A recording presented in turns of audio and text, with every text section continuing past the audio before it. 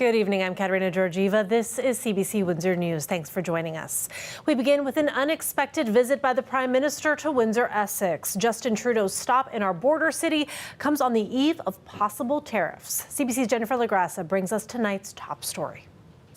At a Windsor tool and die facility, Prime Minister Justin Trudeau stresses that the company is the perfect example of the work Canada and the United States collaborate on. Half of the customers here from this plant are in the United States, half are in Canada. Many of them are parts of the automotive industry or other industries that then do work with customers and suppliers on both sides of the border. The Prime Minister spent the day in Windsor, Essex, starting at a Catholic French high school in Tecumseh. Teacher and Canadian wrestler Linda Moret had invited Trudeau to speak with her students. He then spent time at Unifor Local 444, which represents auto workers in the region, and finally ended his trip with a tour of steel manufacturing plant Anchor Danley, where he held a news conference. As tariff threats hang over the Canadian economy from U.S. President-elect Donald Trump, Trudeau emphasized that that measure will only harm both countries, but especially people in a border region like Windsor, Essex. We understand how integrated the economy here is in trade with the United States, and we understand how integrated the economy in the United States is with Canada. Anything that thickens the border or imposes penalties or tariffs between our two countries will hurt Americans as well as Canadians. And our first argument is that these tariffs should not move forward. There's talk that Canada could enforce retaliatory tariffs or outright bans, though Trudeau did not specifically mention either today. As he promised to fight against these tariffs, his Minister of Industry, Francois-Philippe Champagne, spent time in Michigan with Governor Gretchen Whitmer, appearing to strengthen ties with a Democratic ally. Meanwhile, those in the manufacturing sector are already brainstorming possible protections should companies need to take a hit. So, like we did back in 2018 when the steel and aluminum tariffs were in, there were some tariff relief programs for companies that were affected. We've suggested in a letter to the governments, basically say, look at things like we did during COVID, work sharing programs, tax relief, because I think it's going to be very important in the days of high uncertainty that governments and industry work together to keep people employed, to keep these industries solvent while we negotiate our way out of it. Trudeau did say that if tariffs are put in place, Canada will respond in measured and robust ways. Jennifer LaGrassa, CBC News, Windsor. A 26-year-old woman who came to Windsor from Iran has been missing since early this month. A vigil was organized for her safe return this week, but so far, no luck. Her friends and police are looking for answers. Pratyush Thiel reports. This is where Shilan Shahbazia was last seen on January 4th. The 26-year-old had fled Iran and arrived in Canada as a refugee 2 years ago. And for the past year, she had been working here in Windsor. At this nails and spa shop on Tecumseh Road West, Shahbazia is being missed by her colleagues. This week, a vigil was also held here. Like whatever she did excellent job. Shop owner Kim Lim says Shahbazia worked very hard and already was working in cosmetic industry in Iran. It's beautiful and really talented. Whatever she does, she is a good person. And she happy to be in Canada, to build her own new life here. Lim says coming to Canada was moving forward for Shahbazia. She had been taking English classes here to settle in better. Her teacher says Shahbazia is one of her best students. She is always punctual to class. She's always laughing. She is always making sure that the mood is lightened, especially before a big test. She will consistently make jokes in the class just to kind of give us a quick break. She is just a joy to have in that classroom. Her clients miss her too. Very genuine, very kind-hearted, always had a smile. There was a lot of language barrier at first, and we got through it, and she did it with a smile all the time. Her co-workers say she was always on time, so when she didn't show up on January 7th, they became worried and contacted police. Lim saw her last on January 4th evening. And she left the shop at 6:15. And whatever happened after that, I don't know, because when she left, we still work inside. I still working. And I just remember that day is really cold outside. That prompted Windsor police to check the riverfront area last week. The Windsor police say the officers continue to search for Shahbazia and have no additional updates. Shahbazia's family back in Iran is praying for her safe return, but her colleagues here are urging businesses and residences around Riverside area to check the surveillance cameras if they see anything that can help find Shahbazia. Pratish Tyal, CBC News, Windsor.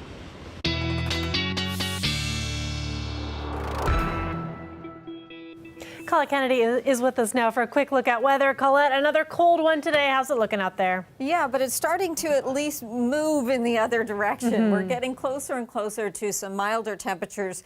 Pretty short-lived, but for a few days. A little bit of that light snow and much of that activity with that front is off towards the east now. Still a few flurries kind of here and there. So with that, as we get into the overnight hours, -5 for tonight. That is actually above seasonal, but it will feel like -11. But tomorrow we're going above freezing, 1 degree. I do think there's going to be quite a bit of cloud cover. I'm trying to be optimistic here. We do have cold air coming after that, and I'll talk more about that and explain coming up. Thanks, Colette. Back to federal politics now. Former Bank of Canada Governor Mark Carney has officially entered the Liberal leadership race. He announced it in Edmonton, the city where he grew up. And the Liberal candidate is already attracting support as well as attacks from the Conservatives. The CBC's Rafi Bujikanian reports. Mark Carney returning to Edmonton, where he spent his childhood and learned to skate to set up the roots of his campaign launch. I am going to be completely focused on getting our economy back on track. I've helped manage multiple crises, and I've helped save 2 economies. Carney is the former governor of the Banks of Canada and England, steering the 2 countries through the economic recession of 2008 and Brexit, respectively. There have been reports for years he was considering joining the Liberals, fueled more recently by the governing party's plummeting fortunes in electoral polls as Canadians flock to the opposition Conservatives. Then last week, the Prime Minister announced his resignation, leaving the doors wide open for the race to replace him. I'm coming into this match, coming into this game, knowing that we are well behind. But we're getting warmed up, and we're going to head out in that 3rd period, and we're going to win. Carney's already gathered the public support of about a dozen caucus members, including some of those who had been calling for Trudeau's departure in recent months. These are challenging times. In times like this, most people run and hide. But today, we are witness to someone standing up. Mark Carney is back from Europe. But just as public, the crosshairs on his back from Pierre Poilievre's Conservatives, trying to bury his campaign before it's off the ground. Carbon tax Carney. He's just like Justin. That's to say nothing of the competition he will face from other contenders for the outgoing Prime Minister's job, including former Finance Minister Chrystia Freeland, who is expected to officially launch her campaign on Sunday. A source close to her has said she intends to scrap the carbon tax. Liberals will elect their new leader on March 9th, effectively giving this country a new Prime Minister until the next federal election. Rafi Bujikani on CBC News, Ottawa. The days could be numbered for a key government policy to deal with the climate crisis. The so-called carbon tax has been in the crosshairs of the Conservatives for years. Now, some Liberal leadership hopefuls are signaling that they are prepared to ditch it. David Thurton has more. At a steel manufacturing company, Justin Trudeau defended one of his big political legacies, even if its days are numbered. Future governments will make the choices they make, but Canadians can know that it is possible to both fight climate change and put more money in the pockets of the middle class at the same time. And our climate is changing in ways that threatens livelihoods from Fort Mac to Fort Smith. Those vying to replace him are signaling if they become leader, it's gone. I've said for a long time that if you were going to take out the carbon tax, you should replace it with something that is at least, if not more, effective. Mark Carney is not the only one. As the former Deputy Prime Minister gets ready to enter the race, Chrystia Freeland, according to a source, is expected to ditch the policy, and she will replace it with a system that premiers support. The carbon tax has been very difficult from a policy perspective. Enthusiasm among liberals for consumer carbon pricing has dimmed. There's different ways to be able to go about fighting climate change, and if a leader wants to be able to change that, I would fully support it. If there's a leadership candidate that's thinking about it, I'm not necessarily going to discourage it. Drivers pay the federal carbon tax at the pump, families on home heating fuel. Many, not all Canadians, get more money back through quarterly checks. Now they have a carbon tax. That's 17 cents a liter. Pierre Poilievre is still calling for the carbon tax to be the next ballot box question. If we had a carbon tax election now, we could elect a strong, stable, national majority government that would stand up for all Canadians. Eliminating the consumer carbon tax would leave a big hole in Canada's climate plan. Conservatives haven't said in a detailed way how they would make up for that. Liberal leadership candidates in this race also haven't said how they would close the emissions gap. David Thurton, CBC News, Ottawa.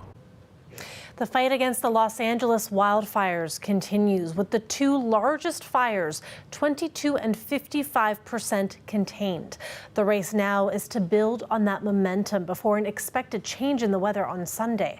The devastation has been overwhelming. The CBC's Cameron McIntosh takes this look at one street in the district of Altadena. This is the Altadena neighborhood of Los Angeles, Glen Rose Avenue, and here's a story of one block. This was on the edge of the evacuation zone. People are starting to come back. Many are finding scenes like this, houses completely gone.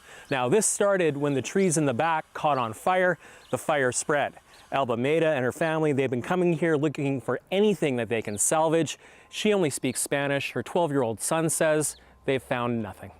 How does it feel to see this?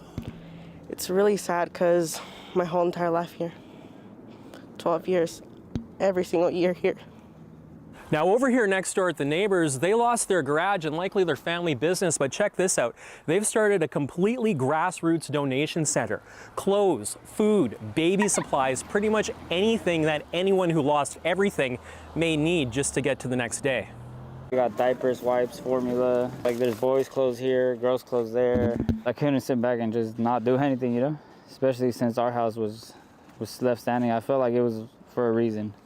Come down the street a little, you can see how random this all can be. This house destroyed. The one next to it still standing. Gary Hampton has lived here since he was 3.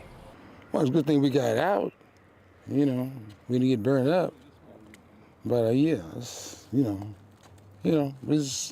thankful for what we got.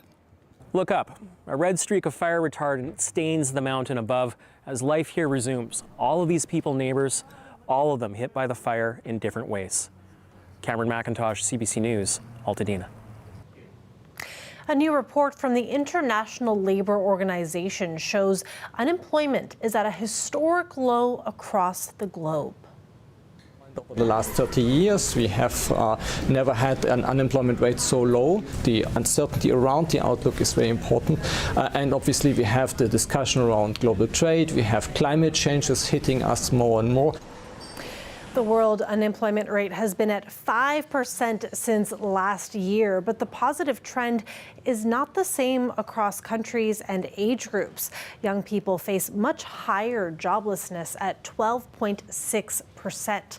And South Africa reported above 30% last year. A global slowdown could further dampen growth. The report recommends investments in education to help boost jobs. Let's take a live look outside there. You can see the snow on top of the buildings, another cold, snowy one. Tomorrow, things are going to ease up with a high of 1 and some sunshine expected to pop through, which I'm looking forward to, and looking forward to some milder temperatures over the weekend as well. And enjoy those strolls without that freezing hit of wind hitting you. Now, when we come back, we're going to have more news for you, of course, and Colette Kennedy will join us later in the program to tell us about the weather in the days that follow. We're also going to have the very latest out of the Middle East. Israel and Hamas, they have agreed to a ceasefire, but we know that the Israeli cabinet has yet to actually vote on that ceasefire deal with Hamas. So we are following all of that closely. You can follow all of our news online. Just go to cbc.ca/Windsor. Stay with us. We will be right back with you right after this break.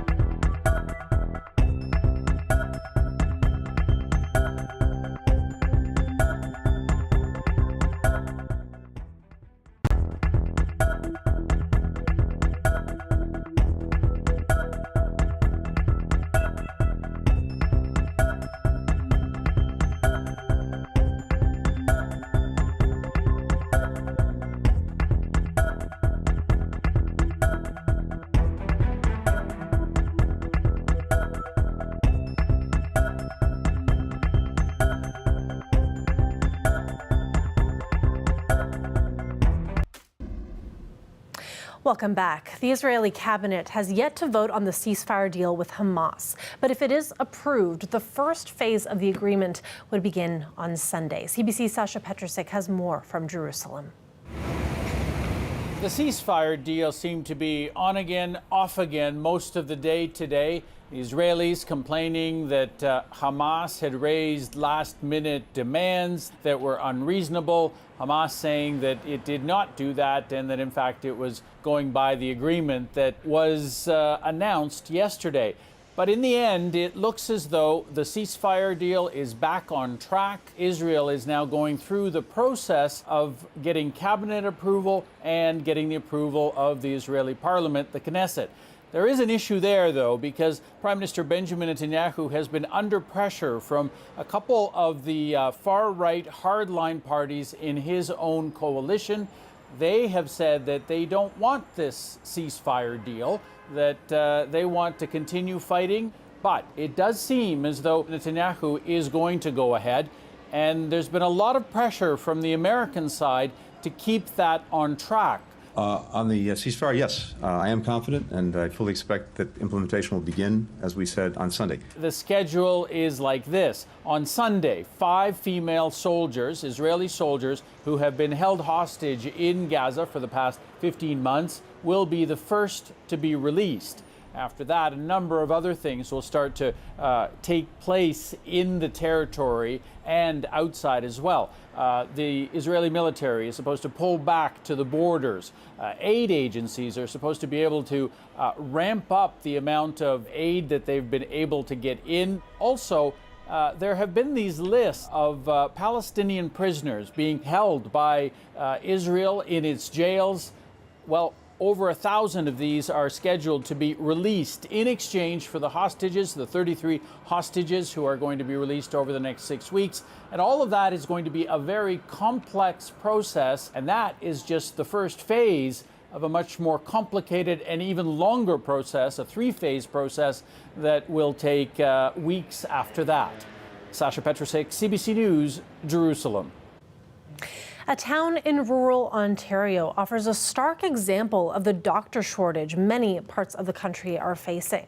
On Wednesday, several residents had to stand in line in freezing weather for a chance at getting a family physician. The CBC's Jamie Strachan reports. Can I give you a hug now or later? Thank you. After hours in a line that snaked around Walkerton's Legion Hall and down surrounding streets, Susan Marshall is cold. I'm sorry, but I'm frozen. My lips are frozen right now. But the payoff is huge. After 5 years, she will finally have a family doctor. Walkerton is getting a new physician. 500 patients will get a spot. No triage, though, just first come, first served. More than 1,000 people showed up. I actually saw this post on Facebook, of all places, and I thought with today's weather that it definitely, there wouldn't be so many folks. It says that there's a problem if there's this many people willing to come out in a snowstorm to try and get a doctor. More than 1,000 people came to line up here in the cold, in the snow, all desperate. All with stories of what life has been like without a family doctor. My husband, he has fairly serious health issues, and many times I feel like I'm not able to cope. Most end up in the ER or simply go untreated. I just absolutely waited out until I absolutely have to go to the hospital. There is similar desperation in many parts of the country. More than 6 million Canadians don't have a family doctor. We're seeing a Hunger Games all across Ontario. It's unsustainable, says the president of the Ontario Medical Association. What happens when you can't find a family doctor? You end up using the emergency department for care. You end up missing cancer, another important preventive care. Now, in Walkerton, some just got a much-needed lifeline. We've had 5 years now without a doctor, so it feels like we won the lottery. But in Canada's new reality of universal health care, many others who braved the cold and snow lost again. Jamie Strachan, CBC News, Walkerton, Ontario. We will have Kala Kennedy back with us right after the break to tell us more about the weather in the days ahead into the weekend. Stay with us.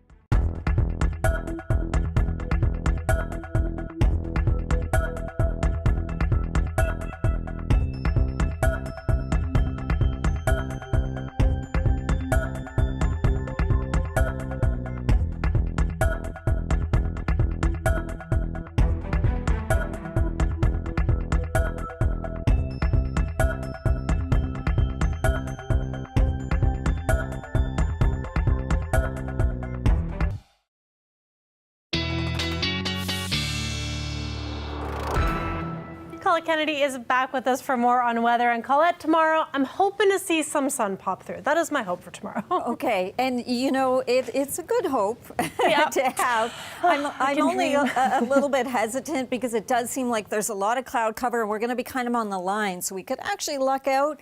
But I'm putting quite a bit of cloud cover into the forecast with maybe just a few slivers. So let's just see how that goes for us. We are going to have some milder air coming in. That's more for certain.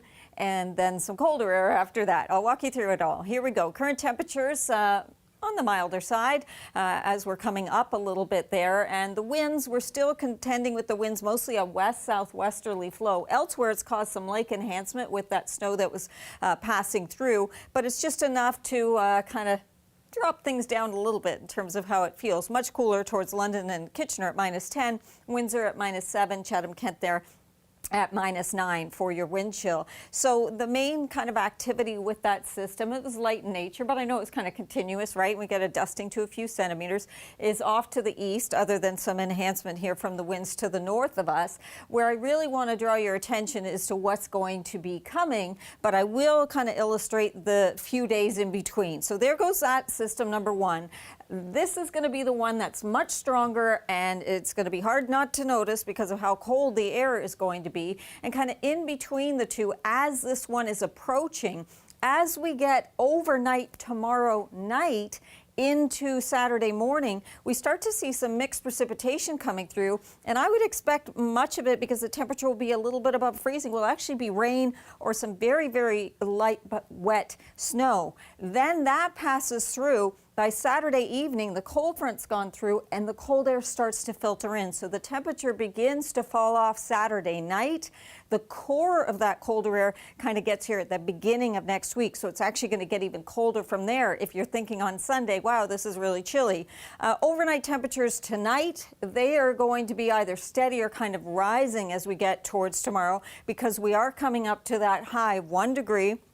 Yes, I've got some at least slivers of sunshine in there. The temperature steady overnight Friday into Saturday with that mixed precipitation moving through and that temperature above freezing. Then here comes that colder air, -10. I want to draw your attention, though, to these daytime highs and these lows Monday and Tuesday, because I also have to add into this that the winds will be in play. So we're talking about wind chills around -25 in there. I'm cold listening to you, Colette. Thank you so much. Be prepared. Thanks for watching, everyone. Good night.